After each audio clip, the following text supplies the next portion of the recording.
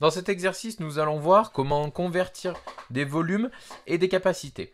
Donc j'ai commencé par reproduire le tableau ici de conversion des volumes. On fait attention à ne pas le confondre avec le tableau des longueurs ou le tableau des aires. Ici on a bien 3 sous-colonnes dans chaque colonne.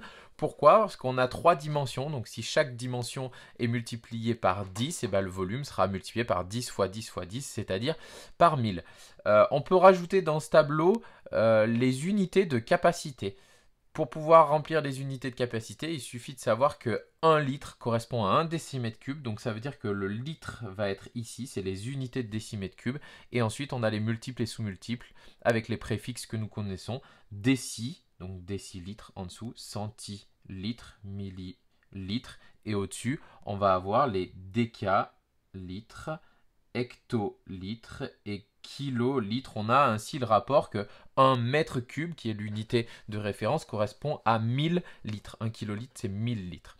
Voilà pour la construction du tableau. Nous allons maintenant l'utiliser pour faire des conversions. Donc pour ça, on va commencer par placer les nombres dans le tableau en regardant quel est le chiffre des unités, en allant le placer dans la colonne de droite de l'unité de mesure dans laquelle il est. Donc ici, c'est le 4 qu'on va aller placer dans la colonne de droite des mètres cubes. Et donc 14,2 mètres cubes, on peut l'écrire comme ceci dans le tableau. On veut ensuite convertir tout ceci en décimètres cubes, donc on va compléter avec des zéros jusqu'à la colonne de droite des décimètres cubes qui est ici, et ça deviendra le chiffre des unités, et donc on peut en déduire que 14,2 mètres cubes, c'est 14 200 décimètres cubes.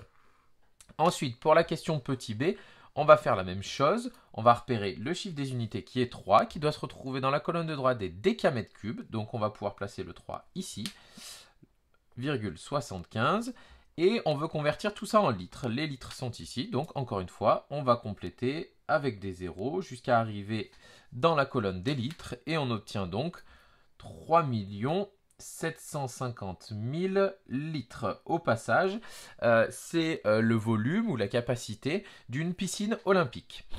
Pour la question petit c, on répète encore cette opération. On a ici le 7 qui est le chiffre des unités qu'on doit aller placer dans la colonne de droite des centimètres cubes, donc c'est-à-dire ici. Et donc on peut placer les autres nombres pour écrire 2047,5 ici.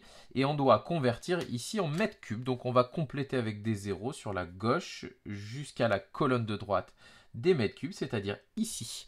Mais attention, si on ne déplace pas la virgule, on n'a pas changé la valeur du nombre. Donc ici, il va falloir déplacer la virgule jusqu'à ce que le chiffre des unités soit celui des mètres cubes, donc c'est-à-dire placer une virgule ici. Et donc on obtient 0,0020 475 mètres cubes.